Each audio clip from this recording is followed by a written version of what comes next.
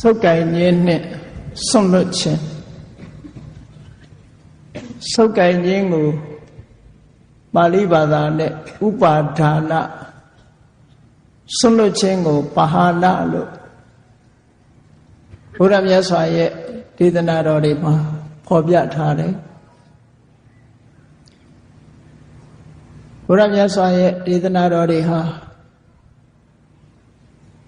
မြန်မာနိုင်ငံမှာတစ်ပေါင်းကြာမြင့်စွာကာလကပဲရောက်ရှိပြီးတော့ဒီနေ့ထိအောင်တည်တံ့ပြန်ပွားထွန်းကားပြီးတော့နေတယ်ဘယ်နှခုနှစ်ကစပြီးတော့မြန်မာပြည်ကိုရောက်ရှိတယ်ဆိုတာအတိအကျမပြောနိုင်တော့လဲဘုရားသမိုင်းတွေရဲ့အထောက်အထားကိုအတည်ယူမယ်ဆိုလို့ရှိရင်တော့မြတ်စွာဘုရားတတ်တော်ထင်ရှားရှိစဉ်ကပဲမြန်မာပြည်ကိုသာသနာရောက်တယ်လို့ဒီလိုပြောလို့ရပါတယ်သမိုင်းဆိုင်ရာအထောက်အထားတွေစပြီးတော့တွေ့တာကတော့သရေခိတ္တရာခေဒီကနေ့ပြည်မြို့သရေခိတ္တရာခေမှာရှေးအောင်ဌာနကိုတူးဖော်လိုက်တဲ့အခါမှာခင်ဗျကုန်းလို့ခေါ်တဲ့အရာမှာမြတ်စွာဘုရားဟောကြားတော်မူခဲ့တဲ့ဒေသနာတော်တွေတဲကအဗဒမအစစ်မြင့်ပြီးတော့ရှေးကြတယ်ရှင်သာရိပုတ္တရာမထေရမြတ်ကိုသို့မဟုတ်အဲ့ဒီတုန်းကဥပဒိတပရပိုက်ကိုပိဿဝဂီ၅ပါးတဲကတပါးပါဝင်ဖြစ်တဲ့ရှင်အတ္တစီကရှင်းလင်းပြောကြားတဲ့ဂါထာတွေ့ရှိထားရတဲ့အထောက်အထားကိုကြည့်မယ်သရေခိတ္တရာခေမြတ်စွာဘုရားရဲ့အစစ်မြင့်တဲ့တရားဓမ္မမြန်မာပြည်မှာရောက်ရှိနေပြီပရိစ္ဆသမုပ္ပါတို့အမတန်လေးနက်တဲ့တရားဓမ္မတွေမြန်မာနိုင်ငံရောက်ရှိနေတယ်လို့ပြောရမှာဖြစ်တယ်သရေခိတ္တရာခေဆိုတာပကံနဲ့ရှေးကြတယ်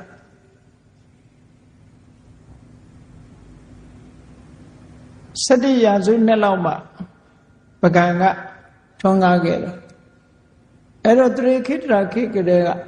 ဘုရားရဲ့တရားတော်တွေမြန်မာပြည်ကိုရောက်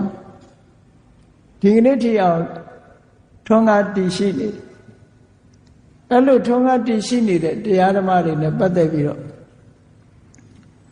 မူရင်းတရားတော်တွေဟာပါဠိဘာသာနဲ့ဟောကြားထားတာဖြစ်သည့်အတွက်ကြောင့်မြန်မာနိုင်ငံသားတွေအဖို့ပါဠိဘာသာဆိုတဲ့ဘာသာစကားကြီးရဲ့အဟန့်အတားကြောင့်ဘုရားတရားတော်တွေကိုပိဋကတ်တော်တွေကလာတဲ့တရားဓမ္မများစွာကိုသိရှိခွင့်မရကြသေးဘူးလို့ပြောအောင်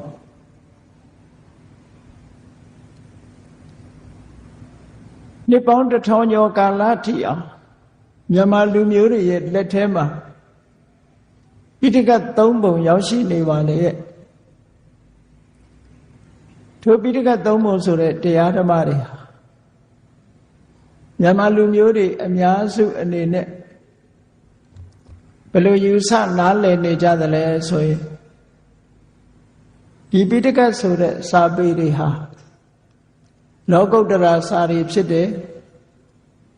ဘုန်းကြီးစာတွေတို့နဲ့မဆိုင်ဘူးလို့ဒီလိုယူဆတဲ့ပုဂ္ဂိုလ်တွေရှိကြတယ်ပေါ့သို့တော်မြတ်စွာဘုရားရဲ့တရားဓမ္မတွေကိုသေသေးချာချာလေ့လာကြည့်လိုက်မယ်ဆိုလို့ရှိရင်နိဗ္ဗာန်ရောက်ကြောင်းကိုဥတည်ထားတာမှန်တော်လဲအနိတ္တရဘိုင်းအရာနိဗ္ဗာန်ကိုဥတည်ထားတာမှန်တော်လဲဘဝတန်တရားမှာမြတ်မောဘဝမှာအကျိုးရှိရာရှိကြောင်းတန်တရားမှာအကျိုးရှိရာရှိကြောင်းကောင်းမြတ်တဲ့ဤစနစ်တွေညွှန်ကြားပြသထားတာအမှန်တမ်းမှတ်သားစရာတွေပြည့်နှက်ပြီးတော့နေဘုရားတရားတော်တွေကို လေ့လာကြည့်ကြတဲ့နိုင်ငံသားတွေဟာတချို့အချက်တွေဆိုလို့ရှိရင်တော်တော်ကိုသူတို့မှာအားသင့်သွားဆိုပါစို့ဘုရားရဲ့နှစ်ပေါင်း2500တရားထဲမှာ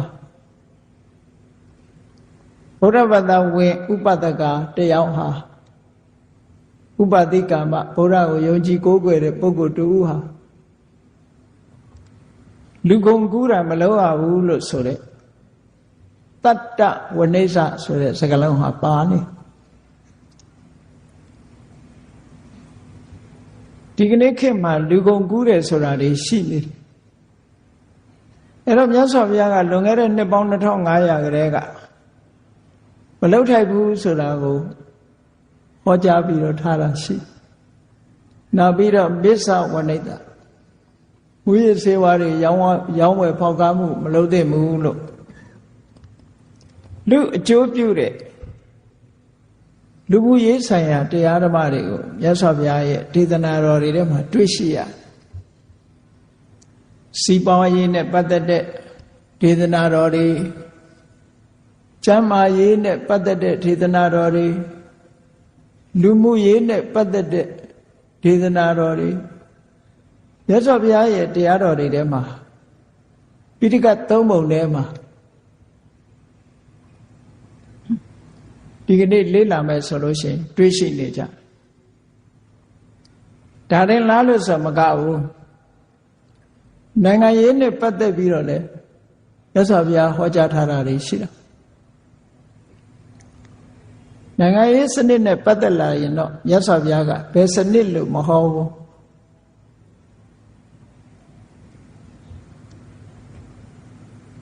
တိုင်းပြည်ကိုဧကရစ်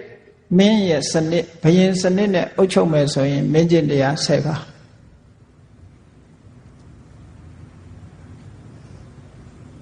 monarchical system လို့ခေါ်တယ်ဧကရစ်မင်းဘုရင်စနစ်နဲ့အုပ်ချုပ်တာနောက်တစ်ခုကလူမျိုးတစ်မျိုးသို့မဟုတ်ပါတီတစ်ခုကနေပြီးအုပ်ချုပ်တဲ့ဤစနစ်နဲ့ပတ်သက်လာ oligarchy system လို့ခေါ်တယ်အဲ့ဒါနဲ့ပတ်သက်လာလို့ရှိရင်တော့အပရိဟာနိယတရား9ပါးဆိုပြီးတော့ဟောကြားထားတာရှိတယ်အဲ့တော့နိုင်ငံရေးနဲ့ပတ်သက်ပြီးတော့လည်းမြတ်စွာဘုရားရဲ့တရားတော်တွေဟာဘယ်ဘက်ကိုမှအစွန်းမရောက်စေပဲနဲ့တိမှတ်စွာဟောကြားထားတာလေဒီကနေ့လိုက်တာကျင့်သုံးကြမယ်ဆိုလို့ရှိရင်အဗ္ဗဓမ္မတန်ဖိုးရှိတဲ့အကျိုးအမြတ်ရလဒ်တွေရရှိမှာဖြစ်နိုင်အဓိကကတော့မြတ်စွာဘုရားရဲ့အဓိကဥတည်ချက်ကတော့တဏှာထဲမှာကြုံတွေ့လာတဲ့ဆင်းရဲဒုက္ခတွေနောက်ဆုံးပိတ်မှာလုံးဝအဆုံးသတ်ရေးဆိုတာအဓိကပန်းနိုင်တစ်ခုဖြစ်ဘာဖြစ်လို့တော့ဆိုလို့ရှိရင်လောကမှာပြဿနာများစွာဖြေရှင်းနိုင်တော့လည်းပဲဒီကနေ့တတ္တဝအလုံးကြုံတွေ့နေကြရတယ်လူသားတွေသာမကဘူးလူသားတွေတဲ့ချမ်းသာပါတယ်ဆိုတဲ့နတ်တွေပြမာတွေအပါဝင်တတ္တဝအလုံးကြုံတွေ့နေကြရတဲ့ပြဿနာကဘာလဲလို့ဆိုရင်အိုခြင်းနာခြင်းသေခြင်းဆိုတဲ့ပြဿနာတတ္တဝမှန်တဲ့ရေးဘယ်ဘုံဘယ်ဘဝမှာပဲဖြစ်ဖြစ်အစင်ထာဝရနေရတယ်လို့မရှိဘူးချိန်တန်လို့ရှိကံအရှိန်ကုန်သွားတာနဲ့တပြိုင်နက်ဘဝတစ်ခုကိုဆွန့်လွတ်ကြအဲ့ဒီဘဝတစ်ခုကိုဆွန့်လွတ်ကြရတယ်ဆိုတဲ့ဒီပြဿနာကြီးဟာတတ္တဝါအလုံးမှာမရှောင်လွဲနိုင်တဲ့ပြဿနာအဲ့ဒီပြဿနာကိုဖြေရှင်းတဲ့နည်းစနစ်ကိုမြတ်စွာဘုရားဟောကြားထားတာအဲ့ဒီနည်းစနစ်တွေဟာဒီကနေ့ပိဋကတ်သုံးပုံမှာပါရှိနေတယ်အဲ့ဒီနည်းစနစ်တွေတဲကအချို့ဘုန်းကြီးတို့ဒီကနေ့စုပ်ကင်ခြင်းနဲ့ဆွန့်လွတ်ခြင်း ပဂရိအနေထားတစ်ခုကိုကြည့်မယ်ဆိုဆုပ်ကင်ထားလို့ရှိရင်ဒုက္ခရောက်နိုင်ပြီးစွန့်လွတ်လိုက်ရင်ချမ်းသာသွားနိုင်တယ်ဆိုပါစို့မိခဲကိုဆုပ်ကင်ထားမယ်ဆိုလို့ရှိရင်မိလောင်ခံမှာပဲစွန့်လွတ်လိုက်ရင်တော့ချမ်းသာမှာပဲအဲ့ဒါလိုပဲဘုန်းကြီးတို့တွေရဲ့စိတ်ထဲမှာဆုပ်ကင်ထားမယ်ဆိုလို့ရှိရင်တန်တရားထဲမှာဒုက္ခတွေခံရပြီးစွန့်လွတ်လိုက်မယ်ဆိုရင်ချမ်းသာသွားနိုင်တဲ့ဤစနစ်တွေအဲ့ဒါကိုမြတ်စွာဘုရားကခေါ်ကြတာကိုဒီကနေ့နာယူမှတ်သားကြရဆုပ်ကင်တယ်ဆိုတာကိုဥပါဒါနဥပါဒံစွန့်လွတ်တယ်ဆိုတာကိုပဟာနပဟံလို့လည်းသုံးတယ်အဲ့တော့ဆုပ်ကင်တယ်ဆိုတာဘာကိုဆုပ်ကင်တာလဲ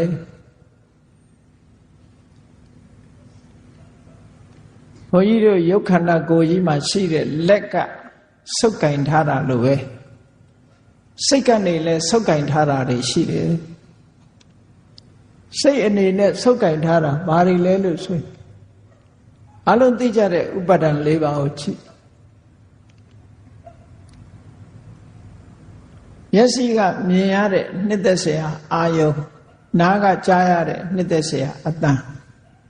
နှာခေါင်းနဲ့နမ်းရှူရတဲ့နှစ်သက်စရာအနတ်လျှာနဲ့လေရတဲ့နှစ်သက်စရာအရသာခန္ဓာကိုယ်နဲ့ထိတွေ့ရတဲ့နှစ်သက်စရာအထိတွေ့ဆိုတာတွေကိုတဏှာအမြင်ဒိဋ္ဌိအမြင်တွေနဲ့တတ္တဝါတွေဟာဆုပ်ကင်ထားကြတယ်စိတ်แท้ကဆုပ်ကင်ထားတယ်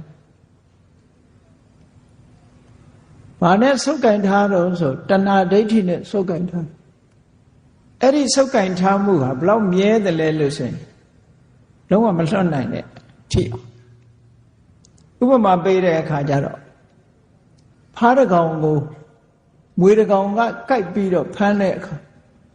ထိုဖားဟာယုံထွက်ဖို့အမတန်ခက်တယ်တတ္တဝါတစ်ကောင်ကိုမိချောင်းကကိုက်ပြီးတော့ဖမ်းမယ်ဆိုလဲထိုတတ္တဝါဟာမိချောင်းပါးစပ်ကယုံထွက်ဖို့အမတန်ခက်တယ်အဲ့ဒါလို့မွေရဲ့ပါးစပ်မိချောင်းရဲ့ပါးစပ်ကနေပြီးတော့ယုံထွက်ဖို့မစွမ်းနိုင်တယ်လို့တတ္တဝါတွေဟာလဲတတ္တဝါတွေရဲ့စိတ်ဟာလဲကာမဂုဏ်အာယုံဆိုတာတွေကိုဆုပ်ကင်ထားလို့ထိုကာမဂုဏ်အာယုံတွေကယုံထွက်နိုင်စွမ်းမရှိဘူးတဲ့ဒါဖြင့်အဲ့ဒီယုံထွက်နိုင်စွမ်းမရှိတဲ့ကာမဂုဏ်အာယုန်တွေကိုဆုပ်ကင်ထားခြင်းဖြင့်ဘာဖြစ်တယ်လဲမိခဲကိုဆုပ်ကင်ထားမယ်လျှက်စစ်ကျိုးကိုဆုပ်ကင်ထားမယ်ဆိုရင်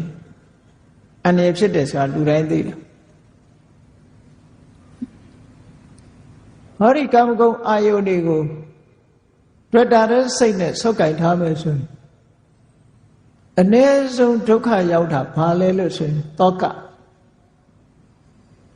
ကိုယ်ဆုပ်ခိုင်ထားတဲ့အာယုန်နဲ့ပတ်သက်လာပြီးတော့လူတွေဟာဆွေရင်တော့ကဖြစ်နေကြကိုယ့်ကိုပြန်ပြီးတော့ဆင်ခြင်စဉ်းစားကြည့်အတွေ့အတာရှိတဲ့နေရာတောကဆိုတာလာတာပဲတွေ့တာမှုမရှိတဲ့နေရာဆိုတာတောကဆိုတာမလာဘူးဘယ်နေရာပဲဖြစ်ဖြစ်လူကိုတွေ့တာပဲဖြစ်ဖြစ်ပစ္စည်းကိုတွေ့တာပဲဖြစ်ဖြစ်ကိုတွေ့တာတဲ့အာယုန်တစ်ခုကိုဆုပ်ကင်ထားပြီဆိုရင်ထိုဆုပ်ကင်ထားမှုကိုအကြောင်းပြုပြီးတော့စိုးရိမ်တောကဆိုတာဖြစ်အလုံးလူတွေဟာစိုးရိမ်တောကဆိုတာအတွေ့အကြုံရှိပြီးလူတိုင်းစိုးရိမ်တောကကိုအတွေ့အကြုံရှိအဲ့ဒီစိုးရိမ်တောကဟာစိတ်ထဲနှလုံးထဲမှာရောက်လာလို့ရှိရင်နှလုံးသားကိုပူလောင်စေတယ်အဲ့ဒီပူလောင်စေတတ်တဲ့တောကဘလောက်ထအောင်ပြင်းထန်တယ်လဲလို့ဆိုလို့ရှိတယ်ချို့ပုဂ္ဂိုလ်တွေမှာတောကကြောင့်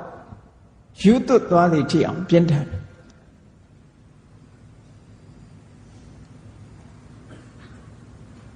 မြတ်စွာဘုရားလက်ထက်ကပတာစာရီတို့အမျိုးသမီးတွေပဲကြည့်ဒီကနေ့ခေတ်မှာလည်းပဲရှိမှာပါပဲ တောကကြောင့်ယူသွတ်သွားတဲ့ဘဝရောက်သွားအဲ့တော့တောကဆိုတာလူရဲ့စိတ်နှလုံးထဲမှာစိတ်နှလုံးကိုပူလောင်စေတတ်တဲ့သဘာဝတရားတစ်ခု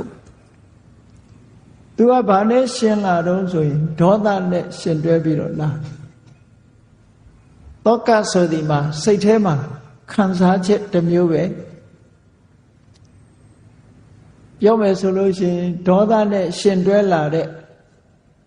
ခံရခက်တဲ့ဝေဒနာတစ်မျိုးပဲလို့ဒေါမနတဝေဒနာ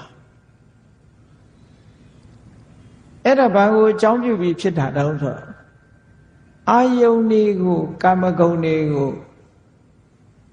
တဏှာအမြင်ဖြင့်ဆုပ်ကင်ထားလို့ဖြစ်တာအဲ့ဒါကိုဆွတ်လွတ်နိုင်မယ်ဆိုလို့ရှိရင်ဆွတ်လွတ်လိုက်တာနဲ့တပြိုင်နက်တောကဆိုတာမလာတော့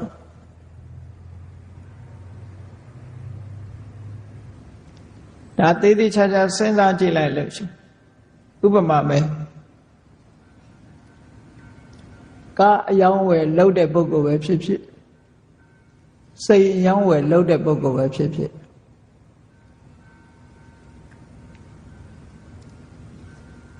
ကိုယ်စိတ်ထဲမှာကြိုက်လို့အယောင်းဝယ်တဲ့လို့ဝယ်လိုက်ပြီးတော့ငါကားလို့သတ်မှတ်တဲ့အချိန်ကစပြီးတော့အဲ့ဒီကားပေါ်မှာဆုပ်ကင်ထားလိုက်ဆုပ်ကင်ထားလိုက်တဲ့အချိန်ကကားတစ်ခုခုဖြစ်မှသူစိုးရိမ်နေရစိတ်ကိုဝယ်ထားတဲ့ပုဂ္ဂိုလ်ကလည်းစိတ်တစ်ခုနဲ့ပျောက်ဆုံးသွားမှာစိုးရိမ်ရကိုမဝယ်ခင်တုန်းကဒီစိုးရိမ်စိတ်အဲ့ဒီကားနဲ့စိတ်နဲ့ပတ်သက်ပြီးတော့မပေါ်ခဲ့ဘူးကိုလက်ထဲရောက်တဲ့အခါကျတော့တောကဆိုပေါ်လာကိုနဲ့မပိုင်ဆိုင်တဲ့ပစ္စည်းနဲ့ပတ်သက်ပြီးတောကဆိုမလာဘူးလူလဲတူတူပဲပေါ့လူသားအချင်းချင်းမေတ္တာချစ်ခင်သက်ဝင်လို့မေတ္တာသက်ဝင်ချစ်ခင်လို့နှစ်ဦးလက်တွဲပြီးဆိုတဲ့အချိန်မှာတောကဆိုဝင်လာကိုနဲ့မသိခင်ကဘာတောကမှမဝင်ဘူးသိလာလို့မေတ္တာသက်ဝင်ချစ်ခင်လာပြီဆိုလို့ရှိရင်တောကရောက်လာအဲ့ဒါဘာကြောင့်ရောက်တာတော့ဆိုတဏှာနဲ့ဒီအာယုန်ဒီပစ္စည်းဒီဝတ္ထုကိုဆုပ်ကန်လိုက်လို့ပဲဒါလက်တွေ့တရားသဘောအရာတွေ့တာမှုရှိတဲ့နေရာမှာတောကလာတယ်ဒါကြောင့်မို့မြတ်စွာဘုရားဒေသနာတော်တွေမှာဟောတယ်တဏှာယဇာယတိတောကောတဏှာကြောင့်တောကဖြစ်ရတယ်ပေမတောဇာယတိတောကောချစ်ခင်မှုကြောင့်တောကဆိုတာဖြစ်ရတယ်ကာမတောဇာယတိတောကောလူချင်မှုကြောင့်တောကဆိုတာဖြစ်ရတယ်ဒါအကြောင်းနဲ့အကျိုးပဲလောကလူတွေကစဉ်းစားကြတယ်တောကကင်းဝေးနေထိုင်ရေးတဲ့ပစ္စည်းဥစ္စာတွေကာမဂုဏ်အာယုန်တွေပေါ်မှာလက်ကမလွတ်ဖဲနဲ့စိတ်အာယုန်တွေကမလွတ်ဖဲနဲ့ဆုပ်ကင်ထားပြီးတော့တောကကင်းအောင်နေဖို့ကြိုးစားတယ်ဆိုလို့ရှိရင်ဘယ်နည်းနဲ့မှဖြစ်နိုင်ဘယ်နည်းနဲ့မှတောကကင်းအောင်မနေနိုင်တောကကင်းကျင်လို့ရှိရင်ဆုပ်ကင်ထားမှုကိုစွန့်လွတ်ရမယ်မစွန့်လွတ်သမျှတောကဆိုမကဲနိုင်ဘူးနောက်ဆုံးမှာအလုံးကိုစွန့်လိုက်ပါပြီကိုပေါ်မှာတွေ့တာမှုရှိနေသေးလို့ရှိရင်သူများအတွက်မစိုးရင်ရပါမယ်ကိုယ့်အတွက်တခါစိုးရင်ရပြန်ဟောစိုးရင်မှုဆိုတာတွေ့တာမှုရှိတဲ့နေရာမှာတောကဆိုတဲ့စိုးရင်မှုတွေလိုက်နေတယ်ဆိုတာတရားသဘောဆိုတာအသိဉာဏ်နဲ့ဆင်ញင်စဉ်းစားကြည့်မှသိတယ်အသိဉာဏ်နဲ့စဉ်းစားကြည့်ဖို့တတိကနေပြီးတော့အာယုံစိုက်ပေးဖို့လိုအပ်တယ်ဒါကြောင့်မို့အမှတ်တမဲ့မနေပဲနဲ့တတိတံပစင်ညတရားနဲ့နေရမယ်လို့မြတ်စွာဘုရားဟောတာတတိရှိနေပြီဆိုလို့ရှိရင်နောက်ကအသိဉာဏ်လိုက်လာမေ့မေ့လျော့လျော့နေလိုက်ပြီဆိုရင်အသိဉာဏ်လည်းပေါ်မလား ဒါကြောင့်မို့လို့ကာမဂုဏ်အာယုန်တွေကိုဆုပ်ကင်ထားခြင်းလို့ဆိုတဲ့ကာမုပါဒနာဆုပ်ကင်ထားလို့ရှိရင်တောကဖြစ်မယ်ဒါအ ਨੇ ဆုံးအပြစ်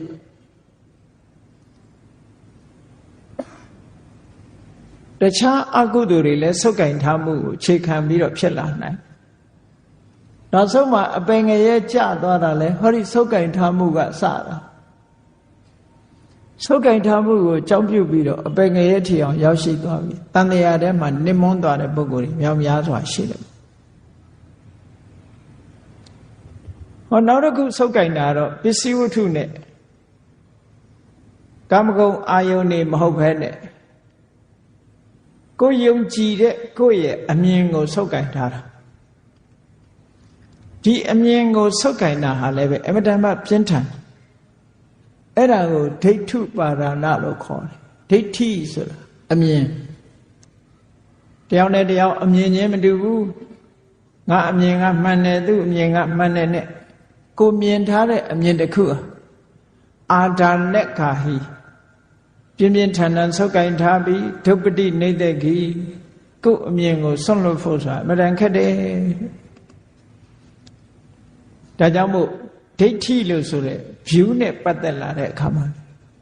လူတွေကဆုပ်ကင်နေကြအဲ့ဒီဆုပ်ကင်မှုကိုအကြောင်းပြုပြီးတော့မှားရွေးတဲ့အယူဆတရားကိုဆုပ်ကင်ဘယ်လိုမှားရွေးတဲ့အယူဆလဲလို့ဆိုကံဆိုတာရှိပါလေရဲ့ကံရဲ့အကျိုးတရားဆိုတာလည်းရှိပါလေရဲ့နဲ့ကံဆိုတာမရှိဘူးကံရဲ့အကျိုးတရားဆိုတာမရှိဘူးလို့ညင်းပယ်တဲ့အမြင်တစ်ခုကိုဆုပ်ပိုင်ထားလိုက်မယ်ဆိုရင်ဒီပုဂ္ဂိုလ်ဟာကောင်းတာမလုပ်တော့ကောင်းတာမလုပ်သည့်အတွက်ကြောင့်ကောင်းတာမလုပ်ဘူးမကောင်းတာတွေလုပ်တယ်ကောင်းတာမလုပ်မကောင်းတာတွေလုပ်သည့်အတွက်ကြောင့်ဘဝမှာနစ်မွန်းပြီးတော့နောက်ဆုံးမှာဆင်းရဲဒုက္ခတွေကြုံကြတယ်အဲ့လိုတာရကတွေလည်းပဲမြောက်များစွာရှိတာမှားရွေးတဲ့အယူဆတရမစွန့်လွတ်နိုင်သည့်အတွက်ကြောင့်တန်တရားထဲမှာဒုက္ခရောက်သွားတဲ့ပုဂ္ဂိုလ်တွေအများကြီးပဲနိယတမိစ္ဆာဒိဋ္ဌိလို့တကယ့်ကိုစွဲစွဲမြဲမြဲဆုပ်ကင်ထားမိတဲ့အမြင်ကြီးတစ်ခုမှားရွေးတဲ့အမြင်ကြီးတစ်ခုဆုပ်ကင်ထားမိပြီဆိုရင်အဲ့ဒီပုဂ္ဂိုလ်ဟာမိမိရဲ့လောက်ရကြောင့်တန်တရားထဲမှာရှိကြစွာနစ်မွန်းပြီးတော့ကဘာတီးအောင်ရှိကြစွာခံရတယ်လို့ဆိုတာမြတ်စွာဘုရားသခင်ကိုရောမြတ်ကဟောထားတယ်အပြစ်တွေအလုံးထဲမှာမိစ္ဆာဒိဋ္ဌိဆိုတဲ့မှားရွေးတဲ့အမြင်ဆိုတဲ့အပြစ်အဆိုးဆုံးပဲတဲ့ဘာဖြစ်လို့လဲဆိုမှားရွေးတဲ့အယူတစ်ခုကိုအခြေခံပြီးတော့အမြင်ကမှားနေမှတော့မှန်တာပဲလုပ်တော့မလဲမှားပြီးရင်ဆက်ပြီးတော့မှားဖို့ပဲရှိတယ်အမြင်ကမှမမှန်တာဒါကြောင့်မို့မှားရွေးမှုကိုအခြေခံလိုက်ပြီဆိုရင်မှန်တာဆိုတာနောက်ထပ်မလာနိုင်တော့ဘူးအဲ့ဒါလို့မှားရွေးတဲ့အမြင်ရှိတဲ့ပုဂ္ဂိုလ်ရဲ့ destination လို့ခေါ်တဲ့ဂတိသူသွားရမယ့်လမ်းကြောင်းဟာနှစ်သွယ်ပဲရှိတယ်ငရဲနဲ့တိရစ္ဆာန်လို့ဒါကမြတ်စွာဘုရားသုတ်တန်တစ်ခုမှာဒီလိုဟောထားဘာဖြစ်လို့လဲဆိုတော့မှားယွင်းမှုကိုအကြောင်းပြုပြီးတော့ तू ကအကုသိုလ်တွေပဲလုပ်မယ်အကုသိုလ်တွေလုပ်လို့အကုသိုလ်တွေပြင်းထန်လာလို့ရှိရင်ထိုအကုသိုလ်တွေရဲ့ပို့ဆောင်မှုကြောင့်ငရဲကြမယ်ငရဲကြနိုင်လောက်အောင်မပြင်းထန်တဲ့အကုသိုလ်ပြင်းထန်တဲ့အကုသိုလ်မလုပ်ဘူးဆိုလို့ရှိရင်မှားယွင်းတဲ့အယူဆတရားကြောင့်တိရစ္ဆာန်ဘဝကိုရောက်စေအမတမနစ်နာ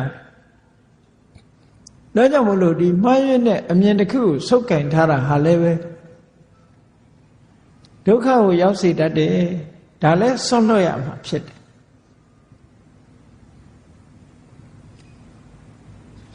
အဲ့ဒီနှစ်ခုဟာအမတမအရေးကြီးတယ်လို့ဆုပ်ကင်ထားခြင်းအဲ့ဒီဆုပ်ကင်ထားသမျှကာလပတ်လုံး န်တရားတွေကလွတ်မြောက်မှုကြုံတွေ့ရတဲ့ဒုက္ခတွေရဲ့အဆုံးသတ်မှုဆိုတာဘယ်နည်းနဲ့မှမရှိ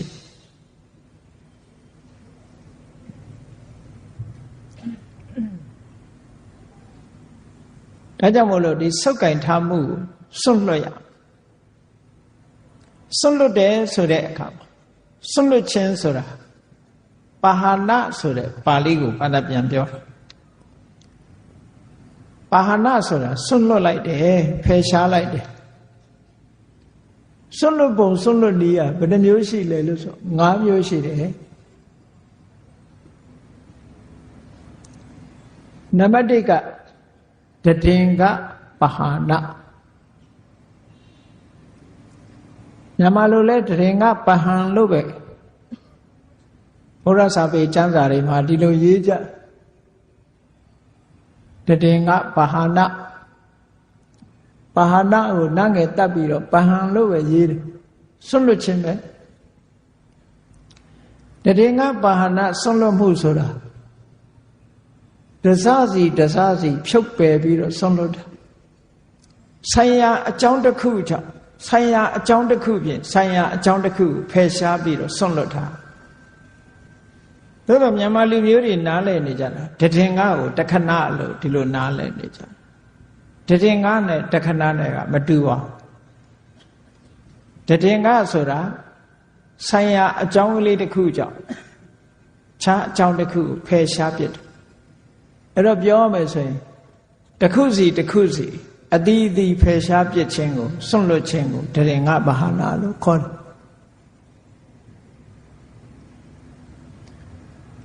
နောက်တစ်ခုကဝိခံပနဘာဟာနာတွန်းလှန်ဖယ်ရှားပြီးတော့စွန့်လွတ်မှုဒီစွန့်လွတ်မှုကတော့တွန်းလှန်ဖယ်ရှားထားတယ်တွန်းထုတ်ထားတယ်ခုနလိုတစားစီစွန့်လွတ်တာမဟုတ်ဘူးတပြုံလုံးတွန်းလှန်ဖယ်ရှားပြီးတော့စွန့်လွတ်တာဝိခံပနပါဟနာ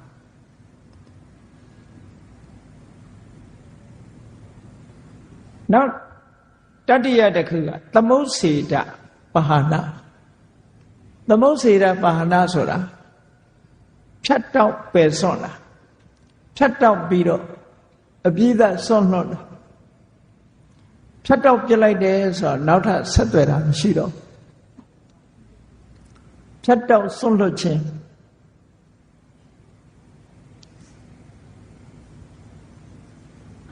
နောက်တစ်ခုကပฏิပတ္တိပါဟနာပฏิပတ္တိပါဟနာလို့ဆိုတာထမှန်ငြိမ့်သက်စွန့်လွတ်ခြင်းလက်ကြံလေးတွေမရှိရအောင်ထမှန်ငြိမ့်သက်ပြီးတော့စွန့်လွတ်တာဟောနံပါတ်5ကျတော့နေတရဏပါဟနာထက်ခွာစွန့်လွတ်ခြင်းလို့ဒါစွန့်လွတ်ခြင်း5မျိုးလို့ဒီလိုမှတ်သားတတိငါပါဟနာတဲ့ဝိခံပနပါဟနာသမုတ်စေတပါဟနာပฏิပတ္တိပါဟနာနေတရဏပါဟနာစပိဋ္ဌာန်ကနေပါဒီလိုစွန့်လွတ်မှု5မျိုးဖယ်ရှားမှု5မျိုးခွဲခြားပြီးတော့ဟောထားတာရှိတယ်အဲ့ဒီမဲ့တရင်ကပါဟနာဆိုတာတစားချင်းသက်ဆိုင်ရာအကြောင်းလေးတွေတစ်ခုစီကနေစွန့်လွတ်သွားဒါဝိပဿနာကျင့်စဉ်နဲ့ဆိုင်တယ်အသိဉာဏ်ဆိုတာတစ်ခုစီထူထောင်ပြီးတော့မှားရနေတဲ့အယူဆတွေမမှန်ကန်တဲ့အချက်အလက်တွေစိတ်ရဲ့အညစ်အကြေးတွေကိုတဖြည်းဖြည်းတစ်ခုချင်းဖယ်ရှားသွားတာတည်ငါဘာနာ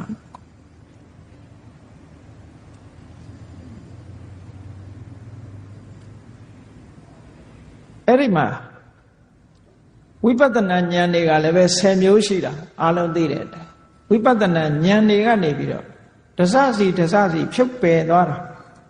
တဆင့်ချင်းပယ်သွားတာစွန့်ပယ်သွားတာစွန့်လွတ်သွားတာဒါကိုတရင်ကပါဟနာလို့ခေါ်တယ် ကဲဘယ်လိုစုပ်ပယ်သွားလဲဝိပဿနာဉာဏ်ဖြစ်စဉ်လေးနဲ့ကြည့်ရဝိပဿနာဉာဏ်တွေကဘယ်ကစလဲလို့ဆိုရင်နာမရူပပြိစ္ဆေတတ္တဝါဆိုတဲ့အမြင်တစ်ခုကိုဖယ်ရှားပစ်လိုက်ပြီးနာနဲ့ယုတ်နှစ်မျိုးတည်းရှိတယ်လို့ကိုဆင်ញင်သုံးသပ်ကြည့်လိုက်လို့ရှိရင်နာနဲ့ယုတ်နှစ်ခုပဲရှိတယ်ရုပ်လို့ပြောတဲ့ဟောဒီခန္ဓာကိုယ် body ကြီးရယ်နာလို့ပြောတဲ့ mind ဒါပဲရှိတာပဲကိုအလုံးဘယ်သူပဲဖြစ်ဖြစ် body နဲ့ mind ဒီနှစ်ခုပဲရှိတာအဲ့ဒီနာနဲ့ယုတ်ကိုကွဲကွဲပြားပြားသိပြီးကွဲကွဲခြားခြားသိလို့တတ္တဝါဆိုတဲ့အမြင်တစ်ခုကိုဆွန့်လွတ်နိုင်တယ်အဲ့ဒီနာနဲ့ယုတ်ကိုပိုင်းပိုင်းခြားခြားသိတဲ့အသိဉာဏ်ကိုနာမရူပပြိစ္ဆေဒဉာဏ်လို့ခေါ်တယ် Analytical knowledge of mind and matter ရုပ်နဲ့နာမ်ကိုပိုင်းပိုင်းခြားခြားခွဲခြားပြီးတော့သိတဲ့အသိဉာဏ်အဲ့ဒီအသိဉာဏ်ရလာပြီဆိုလို့ရှိရင်ဘာကိုစွန့်လွတ်တယ်လဲလို့ဆိုရင်နာမရူပဝါဝဋ္ဌာနေနသက္ကာယဒိဋ္ဌိယပဟာနာနဲ့နာနဲ့ယုတ်နှစ်ခုခွဲခြားသိပြီဆိုလို့ရှိရင်အဲ့ဒီအသိဉာဏ်နဲ့ဘာကိုစွန့်ဖယ်လိုက်တယ်လဲလို့ဆိုရင်ခန္ဓာ၅ပါးအပေါ်မှာအတ္တလို့မှားယွင်းစွာရှုမြင်သုံးသပ်နေတဲ့အယူဆတစ်ခုစွန့်လွတ်လိုက်နိုင်တက္ကာယဒိဋ္ဌိဆိုတာတက္ကာယဆိုတာခန္ဓာ၅ပါးကိုပြောတာကာယဆိုတာနဲ့ခန္ဓာဆိုတာအဓိပ္ပာယ်တူတူပဲကာယဆိုတာဒီနေရာမှာအစုအဝေးခန္ဓာဆိုတာလည်းအစုအဝေးဒါမို့ခန္ဓာကိုအင်္ဂလိပ်လိုပြန်တော့ aggregate လို့ပြန်တာကာယလည်း aggregate ပဲ group လို့ aggregate တို့အစုဝေးတကာယဆိုတာတကယ်ထင်ရှားရှိနေတာကခန္ဓာထင်ရှားရှိနေတဲ့ခန္ဓာပေါ်မှာအထင်အမြင်ဖြစ်နေတာကမှားနေတဲ့အမြင်တစ်ခုကအတ္တလို့ခန္ဓာကိုယ်ကြီးကိုခန္ဓာ၅ပါးတဲ့ကတစ်ခုခုအတ္တလို့ယူဆလိုက်လို့ရှိရင်လိုက်လို့ရှိရင်ဒါမှားရွံ့တဲ့အမြင်ဖြစ်သွားခန္ဓာ၅ပါးကတက္ကာယထိုတက္ကာယပေါ်မှာမှားယွင်းစွာရှုမြင်မှုကဒိဋ္ဌိယုံနာနှစ်ပါးကိုခွဲခွဲခြားခြားသိသွားပြီယုတ်ဟာယုတ်ပဲနာဟာနာပဲလို့နာနဲ့ယုတ်တွေကိုသူ့တဘာဝအတိုင်းသိရှိနားလည်သွားပြီဆိုလို့ရှိရင်တက္ကာယဒိဋ္ဌိဆိုတဲ့ခန္ဓာ၅ပါးနဲ့ပတ်သက်တဲ့မှားယွင်းတဲ့အယူဆတစ်ခုဆွန့်လွတ်လိုက်နိုင်တယ်ပေါ့ဒါကိုပြောတာတဒင်္ဂပဟာနဆိုတာဒီညာနဲ့ဒါတစ်ခုပဲဆွန့်တာဉာဏ်မဆွန့်သေးဘူးနာမရူပပြိစ္ဆေဒဉာဏ်လို့ဆိုတဲ့ဝိပဿနာဉာဏ်ဖြင့်တက္ကာယဒိဋ္ဌိဆိုတဲ့မှားလွင်းတဲ့ယူဆချက်ဆုပ်ကင်ထားမှုကိုဆွန့်လွတ်လိုက်ပြီလို့ဒီလိုပြောတာဆုပ်ကင်မှုကိုဆွန့်လွတ်လိုက်တာရုပ်ကိုပဲဖြစ်ဖြစ်ဝေဒနာကိုပဲဖြစ်ဖြစ်သင်ညာကိုပဲဖြစ်ဖြစ်သင်္ခါရကိုပဲဖြစ်ဖြစ်ဝိညာဏကိုပဲဖြစ်ဖြစ်မိမိတဏ္ဍာမှာရှိတဲ့ယုံနာတရားတွေနဲ့ပတ်သက်ပြီးတော့ခိုင်မြဲတဲ့အရာငါလို့ပြောစရာအရာမရှိဘူးဆိုတာဒီဉာဏ်နဲ့ငကိုကထင်မှားလာတဲ့တက္ကာယဒိဋ္ဌိဆိုတဲ့ခန္ဓာ၅ပါးပေါ်မှာယူမှားနေတဲ့ဒိဋ္ဌိဆိုတဲ့ဆုပ်ကင်ထားမှုကြီးမိစ္ဆာဒိဋ္ဌိဆိုတဲ့ဆုပ်ကင်ထားမှုကြီးကိုဆွန့်လွတ်လိုက်တာပဲဒါဆွန့်လွတ်တဲ့အခါမှာဒီဉာဏ်နဲ့ဒီတစ်မျိုးပဲဆွန့်လွတ်တာကျန်တာတွေမဆွန့်လွတ်နိုင်ဘူးအဲ့ဒါကိုတဒင်္ဂပဟာနာလို့ပြောဆိုင်ရာအကြောင်းလေးနဲ့ဒစစီဖြုတ်ပဲဟောနောက်တစ်ခုကြည့်လိုက်အောင်နာယုတ်နှစ်ပါးကိုကွဲပြားသိတဲ့ဉာဏ်နဲ့တက္ကာယဒိဋ္ဌိကိုဆွန့်လွတ်လိုက်တယ်နောက်တိုးတက်လာတဲ့ဉာဏ်ကနာယုတ်နှမျိုးတင်သိုံမြမကဘူးထိုနာယုတ်နှမျိုးရဲ့မှန်ကန်တဲ့အကြောင်းတရားတွေကိုပါသိရှိနားလည်လာတယ်ဆိုပါစို့ယုတ်ဆိုတာကံစိတ်ဥဒုအာဟာရအကြောင်း၄ပါးကြောင့်ဖြစ်တယ် ဟောအကြောင်းတရားပါသိလားနာဆိုတဲ့နေရာမှာဖတ်တာဆိုလို့ရှိရင်သလယရဏပစ္စယဖတ်တော့သလယရဏရှိလို့ဖတ်တာဖြစ်ရတယ်ဖတ်တာပစ္စယဝေဒနာဖတ်တာရှိလို့ဝေဒနာဖြစ်ရတယ်ဝေဒနာပစ္စယတဏဝေဒနာရှိနေလို့တဏရှိရတယ်ဆိုဟောဆိုင်ရာအကြောင်းတွေပါသိလားမျက်စိနဲ့အဆင်းအာယုံဆုံလိုက်တဲ့အခါမှာမြင်သိစိတ်ဆိုတာပေါ်တယ်ဟောအကြောင်းနဲ့တကွာသိလားမြင်သိစိတ်ရဲ့အကြောင်းကိုမြင်သိစိတ်တင်သိတာမဟုတ်ဘူးမျက်စိနဲ့အဆင်းအာယုံဆုံခြင်းသည့်အကြောင်းတရားလို့ဆိုင်ရာအကြောင်းတရားပါထည့်သွင်းပြီးတော့သိလာတဲ့အသိဉာဏ်ကိုပစ္စယပရိက္ခဟဉာဏ်လို့ခေါ်တယ်ပစ္စယကအကြောင်းတရားပရိက္ခဟကမှတ်ယူနိုင်တဲ့အသိဉာဏ်နဲ့အဲ့ဒီပစ္စယပရိက္ခဟဉာဏ်ဖြင့်ဘာတွေကိုစွန့်လွတ်လိုက်တယ်လဲလို့ဆိုရင်အဟေတုကဒိဋ္ဌိနဲ့ဝိသမဟေတုဒိဋ္ဌိအဟေတုကဒိဋ္ဌိဆိုတာတတ္တဝါတွေဖြစ်လာတာဟာသူ့ဟာသူဖြစ်လာတာ causeless အကြောင်းမဲ့ဖြစ်လာ accidental အကြောင်းမဲ့ဖြစ်လာတာအကြောင်းနဲ့အကြောင်းကြောင့်ဖြစ်တာမဟုတ်ဘူးအကြောင်းကိုညှင်းပယ်တဲ့အမြင်ကိုအဟေတုကဒိဋ္ဌိလို့ခေါ်တယ်အဲ့ဒီမှားရွေးနဲ့အဟေတုကဒိဋ္ဌိလောကမှာအကြောင်းမဲ့ဖြစ်တယ်ဆိုတာတခုမှမရှိဘူးအကြောင်းရှိတယ်အဲ့တော့အကြောင်းမဲ့ဖြစ်တယ်ဆိုတဲ့မှားရွေးနဲ့အမြင်တစ်ခုကိုဆွန့်လွတ်လိုက်နိုင်တယ်။ဘာဖြစ်လို့တော့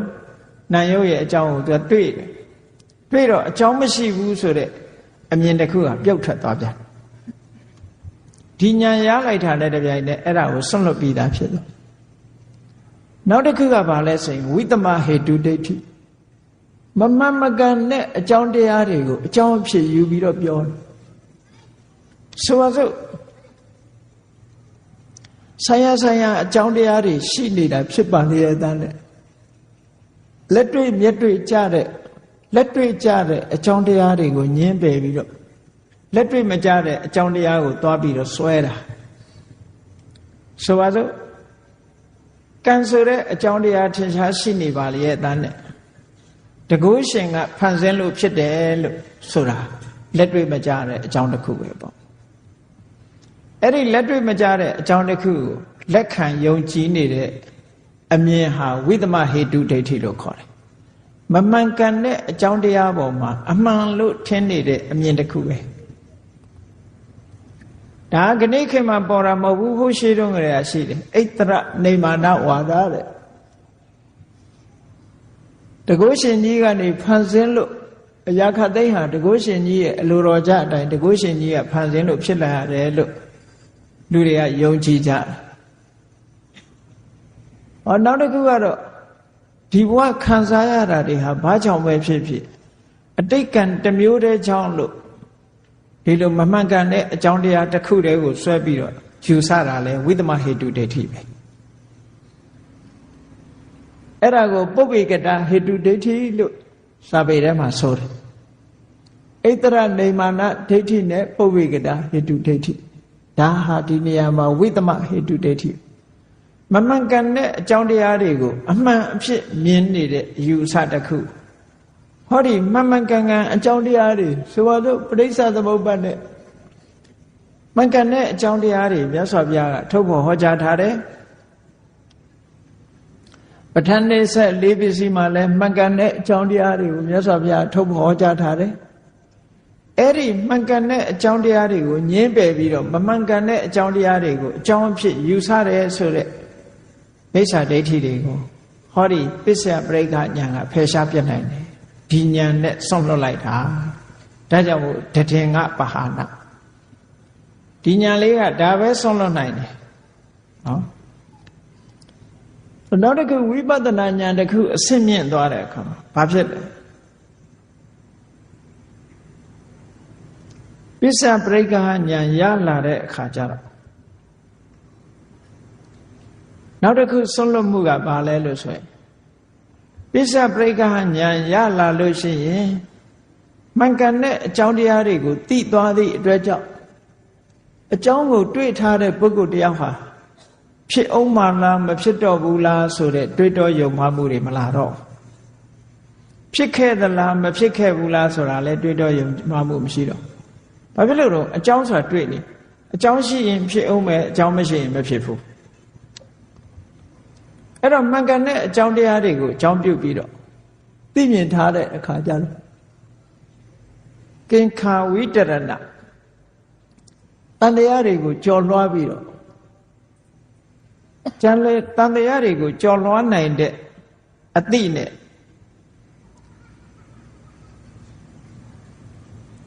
မမှန်ကန်ကန်အကြောင်းတရားတွေကိုမြင်လိုက်ရင်တန်တရားတွေဟာကြော်လွှားသွားသဖြင့်သို့လို့တွေ့တော်မှုဆိုတဲ့အရာတစ်ခုဟာပျောက်ကင်းသွားတယ်လောကလူတွေမှာစဉ်းစားကြတယ်လေ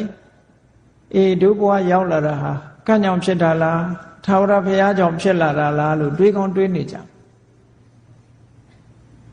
ကိုယ်တိုင်တရားဓမ္မကိုကြည်ကြကြိုးကိုအထုတ်ကြည့်လို့ကိုယ်တဏ္ဍာမှာတကယ်ဖြစ်နေတဲ့တကယ်အကြောင်းတရားတွေကိုသိလိုက်တဲ့အခါကျတော့ကျန်တဲ့အကြောင်းတရားတွေပေါ်မှာသို့လို့ဟိုလိုလားဒီလိုလားဆိုတဲ့အတွေးတွေဖယ်ရှားပြတ်နိုင်တယ်ဒါလည်းတရင်ကဘာနာဆိုင်ရာအသိဉာဏ်လေးနဲ့ဆိုင်ရာအမှားတွေကိုဖယ်ရှားသွားတာပစ္စယပရိက္ခဉာဏ်ပြီးတဲ့အခါကျတော့ရုပ်တရားနံတရားတွေကိုပေါင်းပြီးတော့ရှုမြင်သုံးသပ်ဆင်ញင်တတ်တဲ့သမ္မတနာဉာဏ်ကလပသမ္မတနာဉာဏ်လို့ဒီလိုသုံးတယ်ကလပဆိုတာပေါင်းပြီးတော့ရှုတစ်ခုချင်းမရှုနိုင်တဲ့အခါမှာပေါင်းလိုက်အသိစိတ်တွေကိုပေါင်းပြီးတော့ကြည့်တယ်ရုပ်တရားတွေကိုပေါင်းပြီးတော့ကြည့်တယ်သဘာဝချင်းတူတာတွေကိုပေါင်းပြီးတော့ရှုမြင်သုံးသပ်လိုက်တယ်အဲ့လိုယုံ nant တရားတွေကိုအမှန်အတိုင်းသူ့ရဲ့သဘာဝအတိုင်းမမြဲတဲ့သဘောမမြဲမှုကြောင့်ဒုက္ခသဘောမမြဲတာဒုက္ခရောက်နေတာကိုကိုယ်သဘောအတိုင်းဘာမှမဖြစ်နိုင်တာအနတ္တသဘောဒါတွေကိုသုံးသပ်ဆင်ခြင်မိလာတဲ့အခါမှာယုံ nant သဘာဝတွေကိုသိမြင်လာတဲ့ဟောဒီအသိဉာဏ်သမထနာဉာဏ်ဖြင့်ငါဥစ္စာဆိုတဲ့မှားယွင်းတဲ့ယူဆချက်ကြီးတစ်ခုဆွန့်လွတ်လိုက်နိုင်တယ်ပေါ့ငါလို့ပြောမယ်ဆိုဘယ်ဟာကိုပြောမှာသာဝရပြောင်းလဲနေတဲ့အရာကြီးတစ်ခုငါလို့ပြောမှာလားဆိုပါစို့ကိုယ့်ကိုအတန်လေးတစ်ခုလှုပ်ချပေါ့အတန်ဆိုတာရုပ်ပဲကာကြီးခါခွေးပဲရွတ်ကြည့်ကြည့် ABCD ပဲရွတ်ကြည့်ကြည့်A ကိုငါဟာလို့ပြောလိုက်မယ်ဆိုတဲ့အချိန်မှာ B ဖြစ်သွားပြီ A မရှိတော့ B ကိုငါဟာလို့ပြောလိုက်မယ်ဆိုတော့ C ဖြစ်သွားပြီဟောတတန်ပြီးတတန်ဖြစ်ပြီးတော့ပျောက်နေတဲ့အရာတခုဘယ်ဟာကိုငါဟာလို့ပြောမှလဲပထမခြေလန်းနေတဲ့အချိန်မှာဖြစ်တဲ့ယုံနာဒုတိယခြေလန်းမှာမရှိတော့အဲ့တော့ပထမခြေလန်းတော့ငါဟာကိုငါလို့ပြောလိုက်မယ်ဆိုလို့ရှိရင်ဒုတိယခြေလန်းရောက်တာနဲ့ငါဆိုတာလည်းမရှိတော့ငါဟာဆိုတာလည်းမရှိတော့အဲ့တော့ကြောင့်မလို့သမထနာဉာဏ်နဲ့ယုတ်တရားနံတရားတွေကိုဆင်ញင်သုံးသပ်မိသွားပြီဆိုလို့ရှိရင်ငါဆိုတဲ့မှားယွင်းတဲ့အမြင်တစ်ခုငါဟာဆိုတဲ့ဆွလန်မှုဆိုတာတွေကိုဆွန့်လွတ်လိုက်နိုင်တယ်တဲ့ဒီအမြင်မြင်မှဒီအသိဉာဏ်ရမှဒါကိုဆွန့်လွတ်နိုင်ဒါကြောင့်မို့လို့တည်ငါဘာနာအစဉ်တစ်ခုပြီးတစ်ခုဆွန့်လွတ်သွားတဲ့သဘောပြောနောက်တစ်ခါဝိပဿနာဉာဏ်စဉ်တစ်ခုကျင့်ကြံကြိုးကိုအထုတ်တဲ့အခါမှာတမာရီစွမ်းအားလေးတွေရလာတဲ့အခါစိတ်ကလေးတည်ငြိမ်လာပြီဆိုလို့ရှိရင်ခန္ဓာကိုယ်ကအလင်းအောင်လေးတွေထွက်လာတာတို့တတိစွမ်းအားဉာဏ်စွမ်းအားတွေထက်မြက်လာတာတို့သရာစွမ်းအားတွေထက်မြက်လာတာတို့ဘယ်တော့မှမကြုံဘူးတဲ့အတွေ့အကြုံလေးတွေရလာတဲ့အခါကျဒါထူးခြားတဲ့တရားတို့တရားမြတ်လို့စိတ်ထဲမှာထင်လာတတ်တယ်အဲ့ဒါလို့ထင်လာပြီးတော့ဆွဲလန်းပြီးတော့ရပ်တန့်သွားတတ်တယ်ဟောဒါတွေကအမတမတမာရီစွမ်းအားကြောင့်ဝိပဿနာဉာဏ်နဲ့ရှုမြင်သုံးသပ်လို့ဒီအလင်းအောင်ဆိုတာရတာအသိဉာဏ်တွေထက်လာတာသရစွမ်းအားတွေတက်လာတာတတိတွေသိကောင်းလာတာတကယ်တော့ အခုလိုပေါ်လာတာဟာဝိပဿနာဉာဏ်ရဲ့အကျိုးဆက်မျှတာဖြစ်တယ်ငါဒီပေါ်မှာရပ်တည်ပြီးတော့နေရမှာမဟုတ်ဘူးငါဆက်သွားရမယ်လမ်းကတခြားရှုမှတ်နေကြတရားတိုင်းဆက်လက်ပြီးတော့ရှုမှတ်ရမှာလို့ဝိပဿနာလမ်းကြောင်းဟုတ်တာမဟုတ်တာကိုခွဲခြားပြီးတော့သိအဲ့တော့အလင်းရောင်လေးပေါ်လာတာကိုဒီအလင်းရောင်လေးကိုဆက်ပြီးတော့ရှုနေမယ်ကြည့်နေမယ်တွေ့တာနေမယ်ဆိုရင်ဒါလမ်းမဟုတ်တော့ယုံနဲ့ဓမ္မသင်္ခါရတရားတွေကိုပဲဆက်ပြီးတော့ရှုတာကသာလင်လမ်းအဲ့တော့လမ်းမဟုတ်တာနဲ့လမ်းဟုတ်တာဒီနှစ်ခုကိုခွဲခြားသိတဲ့ဉာဏ်ကိုမက္ကမက္ကဉာဏလို့ခေါ်တယ်မက္ကမက္ကဉာဏဒါသနာသိပြီးတော့မြင်တဲ့ဉာဏ်ဝိပဿနာလမ်းကြောင်းဟုတ်တယ်မဟုတ်ဘူးဒီနှစ်ခုကိုကွဲကွဲပြားပြားသိသွားတဲ့အသိဉာဏ်မျိုးကိုမက္ကမက္ကဉာဏဒါသနာဟုတ်တယ်လေလောကမှာခရီးသွားရင်တောင်မှပဲမှားရွက်တဲ့လမ်းကိုလျှောက်သွားလို့ရှိရင်ကိုလိုချင်တဲ့ခရီးပဲရောက်မလဲမှန်ကန်တဲ့လမ်းပေါ်မှာလျှောက်မှရောက်အေးမှန်ကန်တဲ့လမ်းကိုရွေးပြီးတော့ဒါကအဲ့ဒီသွားတဲ့လမ်းမဟုတ်ဘူးတခြားဟာကမှဒီသွားတဲ့လမ်းလို့ကွဲကွဲပြားပြားသိသွားပြီဆိုလို့ရှိရင်ဘာကိုစွန့်လွတ်နိုင်တယ်လဲလို့ဆိုလို့ရှိရင်လမ်းမဟုတ်တာကိုလမ်းလို့ထင်နေတဲ့အထင်ကြီးတစ်ခုကိုစွန့်လွတ်လိုက်နိုင်တယ်ပေါ့မှားရွက်တဲ့အမြင်တစ်ခုစိတ်ထဲမှာမှတ်ထင်နေမှုတစ်ခုဝိပဿနာလမ်းကြောင်းမဟုတ်တာကြီးကိုလမ်းကြောင်းလို့ထင်နေတဲ့မှားရွက်တဲ့မှတ်ထင်မှုကြီးတစ်ခုစွန့်လွတ်လိုက်နိုင်တယ်တဲ့ဟောဆိုင်ရာဆိုင်ရာဉာဏ်ကလေးကဒီတိုင်းပဲစွန့်လွတ်သွားတာလို့ဒီလိုပြောတာဟောနောက်တစ်ခုကျတော့ယုံနာဓမ္မသင်္ခါရတရားတွေဖြစ်ပြမှုကိုရှုလိုက်တဲ့အခါမှာဖြစ်တာတွေမြင်တယ်ဆိုင်ရာဆိုင်ရာအကြောင်းကြောင့်ဖြစ်လာတာတွေကိုမြင်လိုက်တယ်အဲ့ဒီအဖြစ်တွေကိုမြင်နေခြင်းအားဖြင့်ဥစ္စေရဒိဋ္ဌိသိရင်ပြီးရောဘာမှမဖြစ်ဘူးဆိုတဲ့ဥစ္စေရယူဆွဲမှုအမှားတစ်ခုကိုဖယ်ရှားလိုက်နိုင်တယ်။ဘာလို့ဆိုဖြစ်တာတွေမြင်နေတယ်။အကြောင်းရှိလို့ဖြစ်နေတာတွေကိုမြင်သည့်အတွက်ကြောင့်ဘယ်တော့မှမဖြစ်ဘူးဖြစ်ပြီးရင်ဒီပြတ်သွားတယ်တခါပဲလုံးဝပြတ်သွားတယ်ဆိုတဲ့အယူဆတစ်ခုဟာမှားယွင်းတဲ့အယူဆတစ်ခုဖြစ်တယ်ပေါ့။ဒါကြောင့်မို့လို့အဖြစ်ကိုမြင်တဲ့ဉာဏ်ကဥစ္စေရဒိဋ္ဌိလို့ဆိုတဲ့ထာဝရပြတ်သွားတယ်ဆိုတဲ့မှားယွင်းတဲ့အယူဆတစ်ခုကိုဖယ်ရှားပြနိုင်တယ် Annihilation လို့ခေါ်ပြတ်သွားတယ်ဆိုတဲ့အယူဆတစ်ခုကိုအဖြစ်မြင်ခြင်းကနေဖယ်ရှားပြလိုက်နိုင်တယ်စွန့်လွတ်လိုက်တယ်နောက်တစ်ခုကဥရိယဘယပြတ်တာကိုမြင်လိုက်တာနဲ့တပြိုင်နက်မြဲတယ်ဆိုတဲ့ထာဝရမြဲတဲ့အမြဲလို့ယူဆတဲ့တတ္တတအယူဆမှားတစ်ခုဖယ်ရှားလိုက်နိုင်ဒါကြောင့်မို့လို့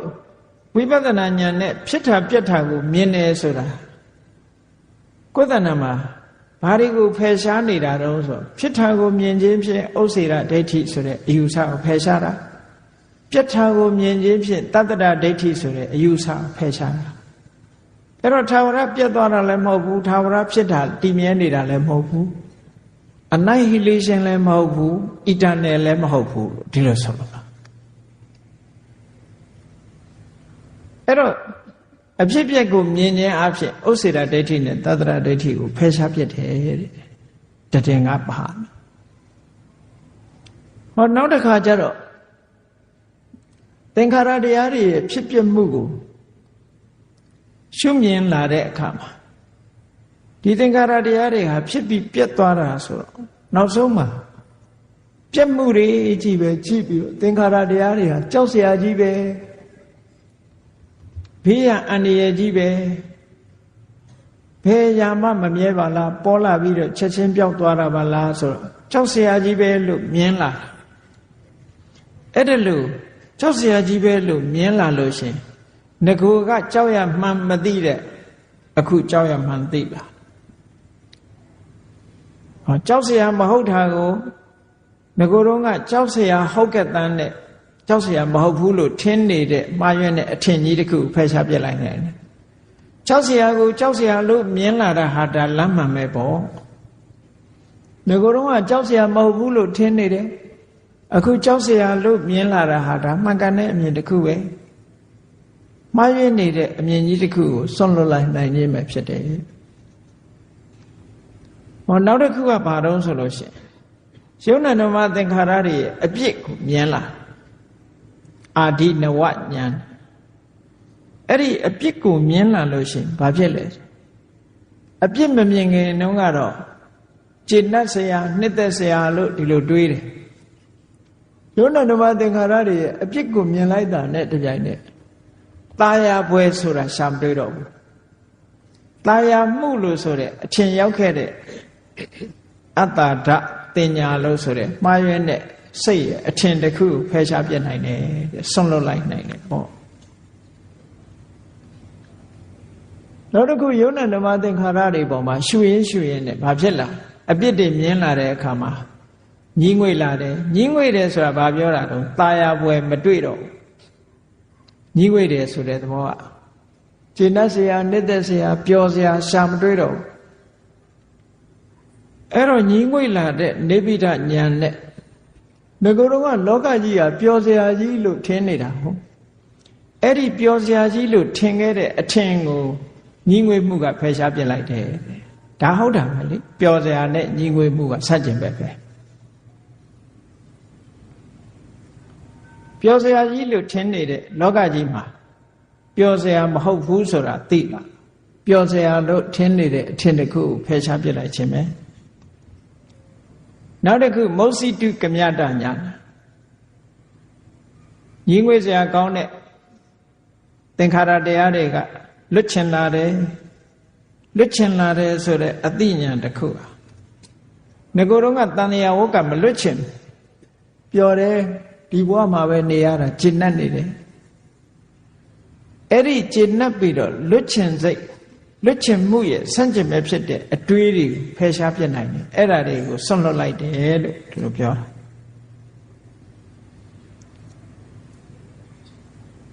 မௌစိတုကမြတဉာဏ်ဖြစ်ပြီးတဲ့အခါမှာပရိသင်္ခာဉာဏ်တို့သင်္ခါရုပ္ပခာဉာဏ်တို့ဖြစ်လာပြန်ပြီးတော့ဆင်ញင်သုံးသပ်လိုက်တဲ့အခါသင်္ခါရတရားတွေပေါ်မှာတည်တည်ငြိမ်ငြိမ်နဲ့ရှုနိုင်တဲ့အနေအထားရှိတဲ့သင်္ခါရုပ္ပခဉာဏ်ဖြစ်သင်္ခါရတွေတရားတွေပေါ်မှာတည်တည်ငြိမ်ငြိမ်မထားနိုင်တဲ့ရောက်ရက်ခတ်နေတဲ့ချစ်ချင်းမုန်းချင်းဆိုတာတွေနဲ့ရောထွေးနေတဲ့အနေအထားတွေကိုဆွန့်လွတ်လိုက်နိုင်တယ်တဲ့သင်္ခါရုပ္ပခဉာဏ်ပြီးလို့ရှိရင်မဉ္ဇဉ်ဖို့ဉာဏ်စိုက်ဖို့ရအတွက်ဈာထဲမှာပေါင်းကူတရားလေးတစ်ဖွဲ့ဖြစ်တယ်အတိဉာဏ်အနုလောမဉာဏ်လို့ခေါ်တယ်အဲ့ဒီအနုလောမဉာဏ်ဖြစ်လာပြီဆိုလို့ရှိရင်သင်္ခါရုပ္ပခဉာဏ်ရဲ့အထက်မှာအနုလောမဉာဏ်လို့လိုက်လျောညီတွေဖြစ်တဲ့ပေါင်းကူဉာဏ်ကလေးဖြစ်လာပြီဆိုလို့ရှိရင်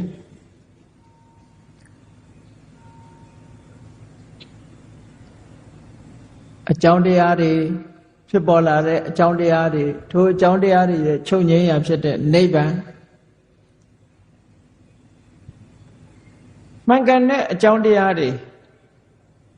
ဒုက္ခခတ်သိမ်းချုပ်ငြိမ်းသွားတဲ့နိဗ္ဗာန်နဲ့ပတ်သက်ပြီးတော့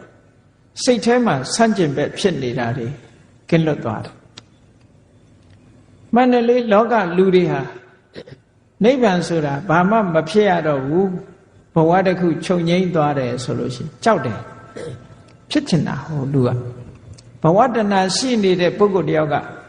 ဘာမှမဖြစ်ရတော့ဘူးဆိုလို့ရှိရင်မနေနိုင်ဘူးသူကဖြစ်ချင်ဘုန်းကြီးတို့ငယ်ငယ်တုန်းကကြားဘူးတဲ့ဓမ္မကြီးတယောက်တော့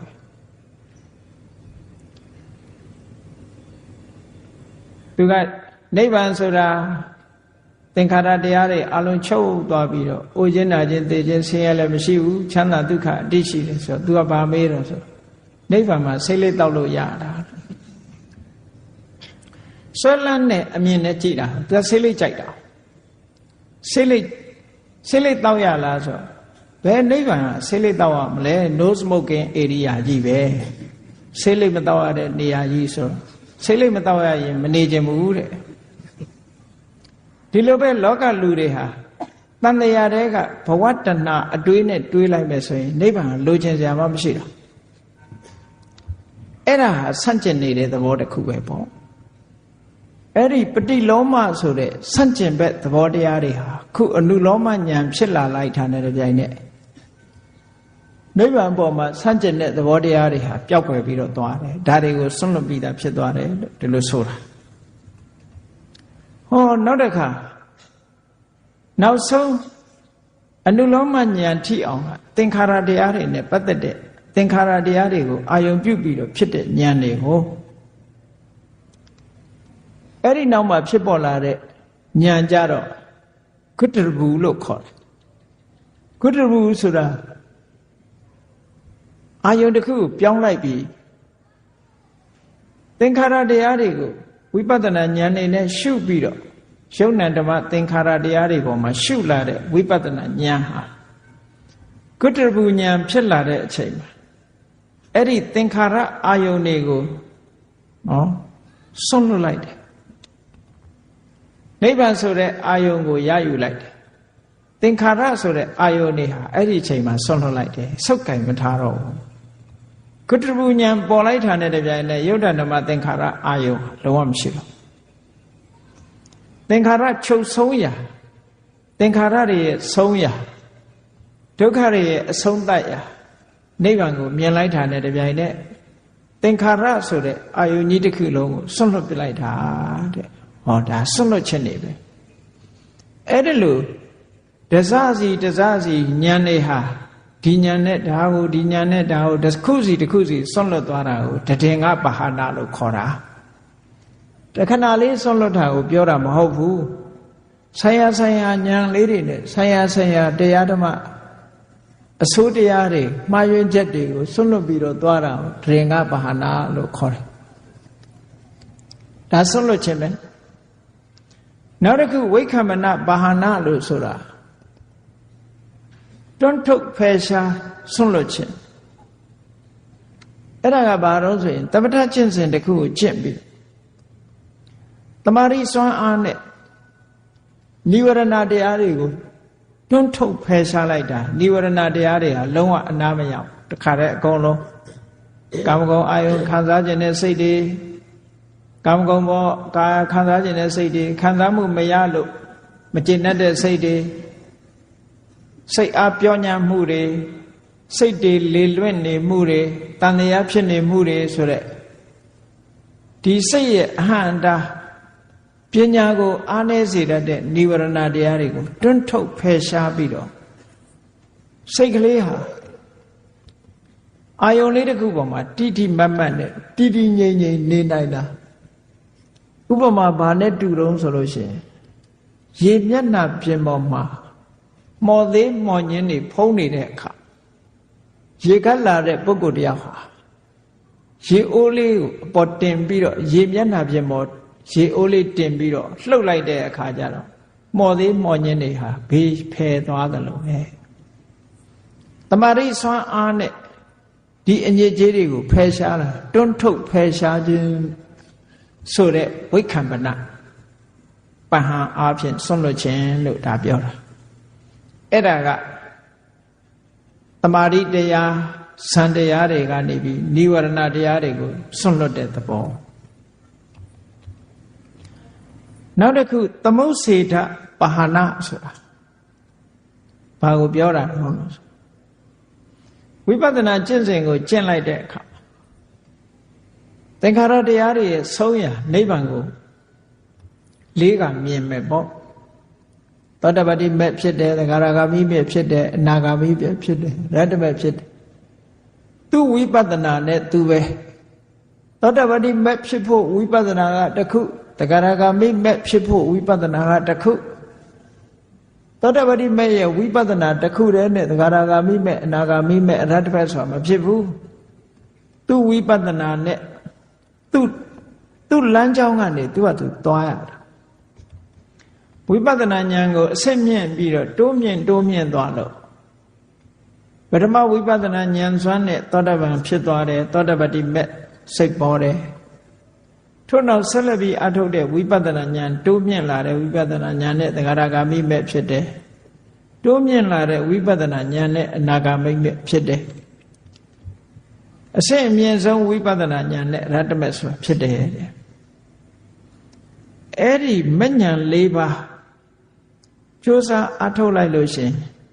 အဲ့ဒီမက်တွေကမိမိရဲ့တဏ္ဍာမှာဒီဒုက္ခကိုထုတ်လုပ်တဲ့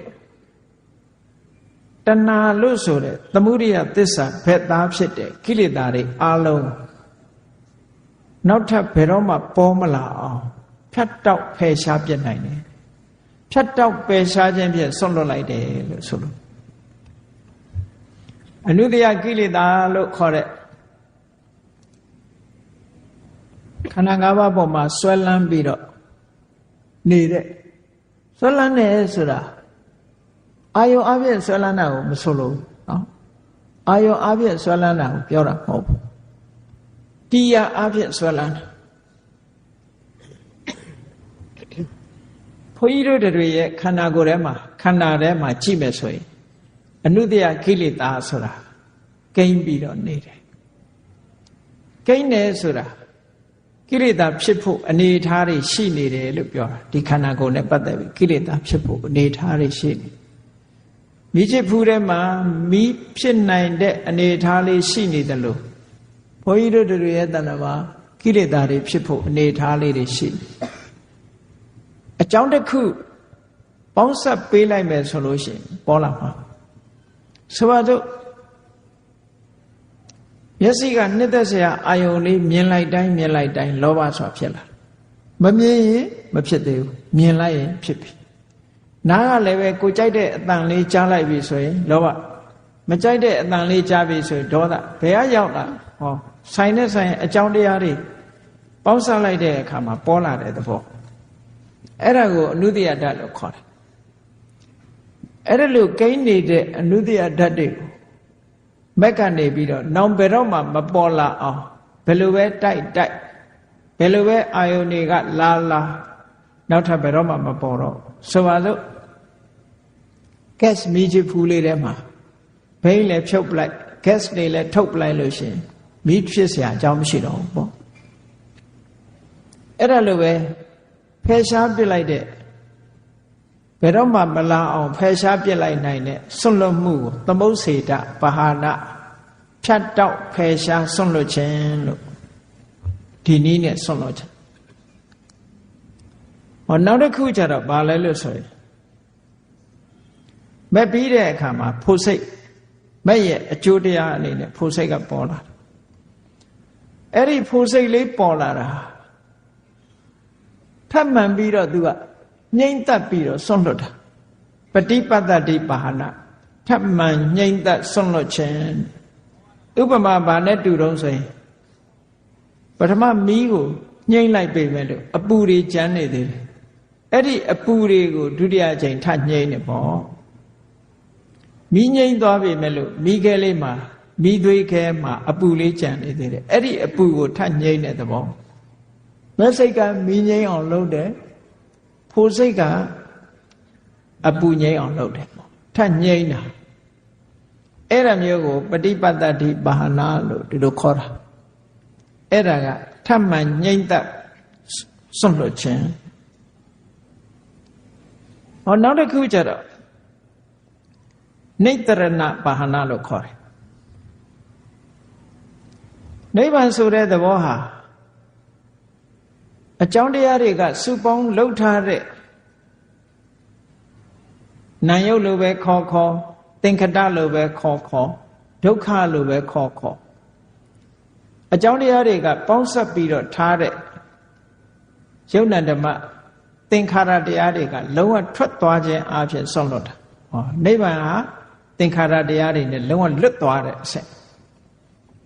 နိတ္တရဏဆိုလွတ်သွားတာထွက်သွားတာလွတ်မြောက်သွားတာအဲ့ဒီလွတ်မြောက်သွားခြင်းဖြင့်ဆွန့်လွတ်ခြင်းဟာသင်္ခါရတရားတွေနဲ့လုံးဝမဆက် သင်္ခါရတရားတွေကလုံးဝလွတ်ထွက်သွားပြီးတော့ဆွန့်လွတ်ခြင်းအဲ့ဒါကိုနိတရဏပါဟနာလို့ခေါ်တယ်ဒါကြောင့်မို့ဘုန်းကြီးတို့တွေဟာအခုချိန်မှာကိလေသာတွေမကင်းသေးတဲ့ပုဂ္ဂိုလ်တွေရဲ့သဘာဝအတိုင်းစွန့်လွတ်ခြင်းဆိုတာတွေမလာဘဲနဲ့ဆုတ်ကင်ခြင်းနဲ့ပဲယက်တည်နေကြတာနော်အခုလိုဆုတ်ကင်နေသမျှကာလပတ်လုံးဒုက္ခတွေနဲ့ပဲတွေ့နေဥမှာပဲစွန့်လွတ်နိုင်မှသာလေချမ်းသာဒုက္ခဆိုတာရမယ်တန်တရားဝဆင်းရဲကလွတ်မယ်အခုလိုတတေငါပါဟနာနဲ့စွန့်လွတ်မယ်ဝိက္ခမနပါဟနာနဲ့စွန့်လွတ်မယ်သမုတ်စေရပါဟနာနည်းနဲ့စွန့်လွတ်မယ်နေတရဏပါဟနာပฏิပတ္တိပါဟနာနည်းနဲ့စွန့်လွတ်မယ်နောက်ဆုံးနေတရဏပါဟနာလို့ဆိုတယ်သင်္ခါရတရားတွေကလုံးဝလွတ်ထွက်သွားမှသာလေထာဝရအငြိမ့်တဲ့ထာဝရချမ်းသာတန်တိဒုက္ခဆိုတာရောက်ရှိမှဖြစ်တယ်ဆုတ်ကင်ထားသမျှကာလပတ်လုံးဆင်းရဲဒုက္ခထဲမှာမထွက်နိုင်သေးဘူးစွန့်လွတ်လိုက်ပြီးနောက်ဆုံးမှာအမြင့်ဆုံးစွန့်လွတ်ခြင်းဆိုတဲ့သင်္ခတတရားတွေကိုအလုံးစွန့်လွတ်လိုက်နိုင်ပြီဆိုတဲ့အခါကျမှသာလေထာဝရအငြိမ့်တတ်ဆိုတဲ့နိဗ္ဗာန်ချမ်းသာကိုရရှိမှဖြစ်တယ်ဒါကြောင့်မို့တရားချစ်ခင်သူတော်စင်ပြိဿတို့ဆုတ်ကင်ခြင်းဆိုတာကိုတစတစဘုန်းကြီးတို့ဖြုတ်ပယ်ပြီးတော့စွန့်လွတ်ခြင်းဆိုတာတွေကိုတဖြည်းဖြည်းစွန့်လွတ်သွားနိုင်မှသာလျှင်နောက်ဆုံးတန်တိဒုက္ခမြတ်စွာဘုရားသခင်ကိုရောမြတ်ဟောတဲ့နိဗ္ဗာန်ပရမန်ဒုက္ခ supreme happiness ဆိုတဲ့နိဗ္ဗာန်ချမ်းသာကိုမျက်မှောက်ပြုနိုင်မှာဖြစ်တယ်ဆိုတာကိုသဘောကျပြီးတော့ဆုတ်ကင်ခြင်းမပြုဘဲနဲ့